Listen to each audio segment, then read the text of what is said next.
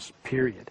Before about 5 years ago, our skies were typically blue, and now you see it's covered with lines and haze, and virtually nothing you see on the horizon, nothing you see in the sky above us is a natural cloud. I mean, it is virtually all the remnants of these aircraft lines that you see. Certain days you can see these trails actually dropping vertically like a veil. We assume the particulates are descending, and we have the test to prove that we are being inundated with levels of aluminum and particulates that are literally tens of thousands of times what would already be considered high. So we're not talking about exposure to a slight percentage higher of these toxic materials.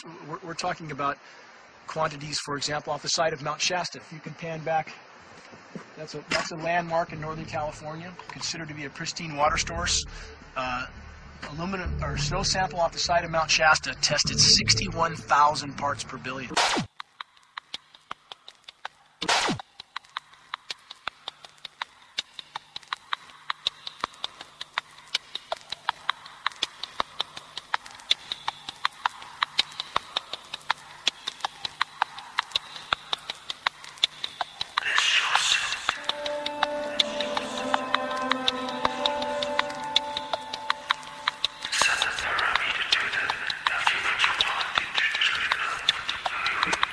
Government action is required at 1,000.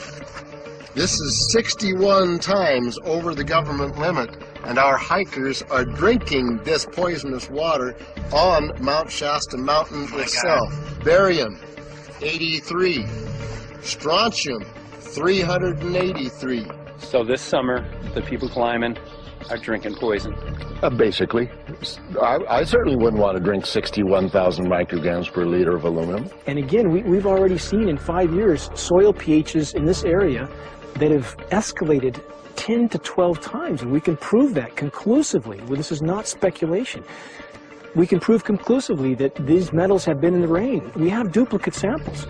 Bachelor of Science in Forestry, International School of Forestry at Missoula. Master's in Zoology, specialized in aquatics.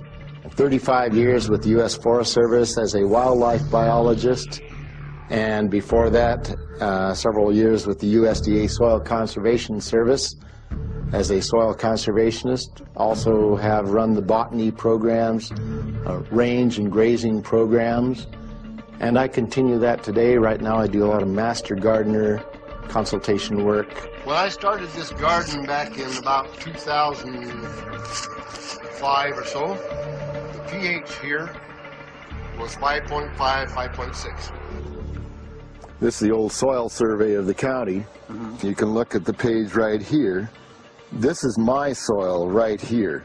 It's a Dietz 125, 126 here at my house. And here, the soil reaction pH should be between 4.5 and 6.0. And over there in the pure mud, it's even a little darker. It's 6.8 right there. And what can this do to plant life and ecosystems?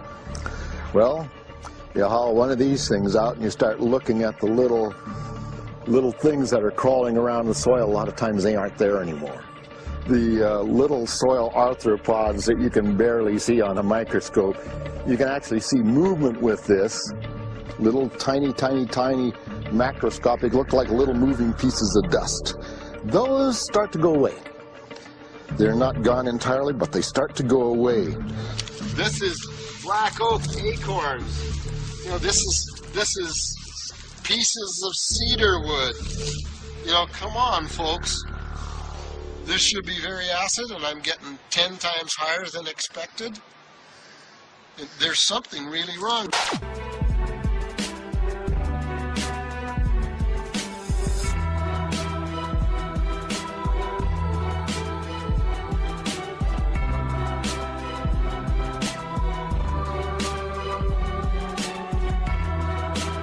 Methods might have some effect on the monsoons, which could lead to dramatic changes in precipitation patterns, drought, crop failures, and potentially conflict.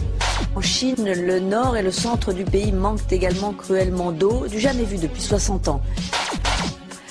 L'Australie n'avait jamais connu ça, un État entier sous les eaux, grand comme la France et l'Allemagne réunies. Des inondations qui prennent de plus en plus d'ampleur. Habitations, infrastructures, presque tout a été détruit. Éloigne cette tornade de nos maisons. Une Américaine du Kentucky implore Dieu alors que ce monstre de vent ne va pas tarder à toucher terre. Et voilà le résultat. Des scènes de dévastation sur 8 États différents après le passage de 80 tornades.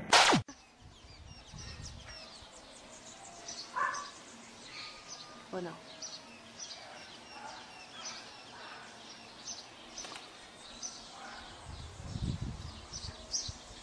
As I feel all other issues are secondary, what could be a greater priority than not being able to walk out your door and take in a breath of air without sucking up heavy metals?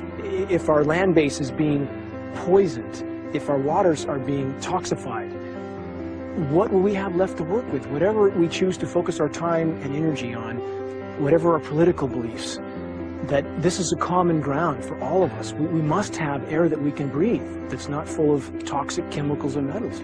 We must have water that's not completely laden with whatever is being emitted from these aircraft.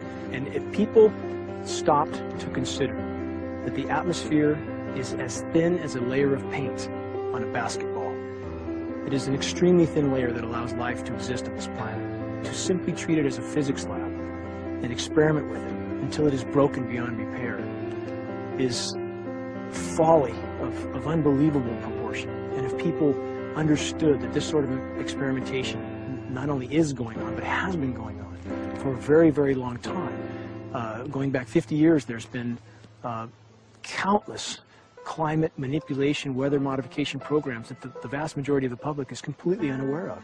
And if they think that this is not true, that certainly that somehow they would have known if it was occurring, I would ask them to look at things like Agent Orange and the things that governments do because they can. Because there's no one to stop them, because they have these huge military machines that want to control everything. The concern is off the charts about why is this happening? Why is this being allowed to be sprayed continually all over the United States, all over the world? Who is paying for this?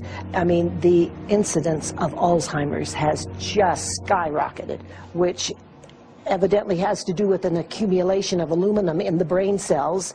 I mean, I think almost every family has been touched by a member as they get older having Alzheimer's.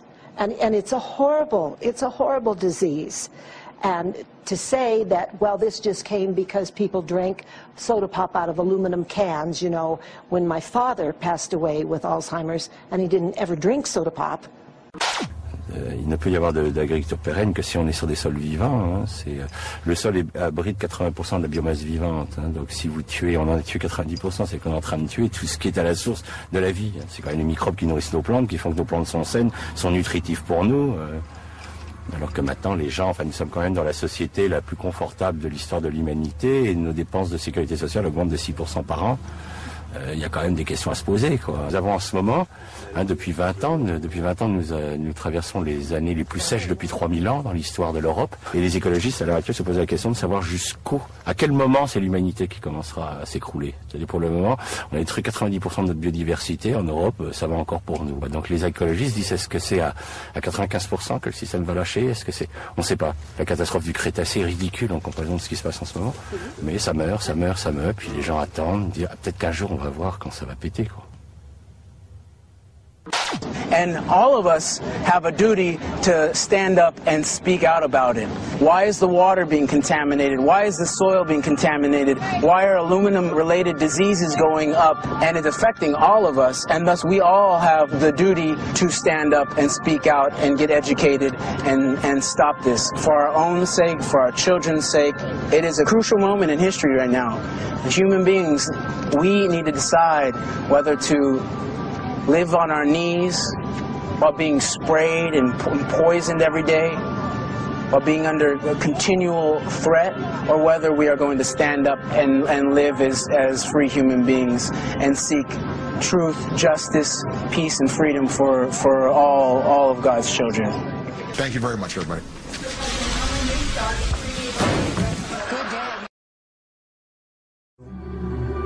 Don't believe everything you hear. Don't believe everything you read. And only believe half of what you see. God bless you.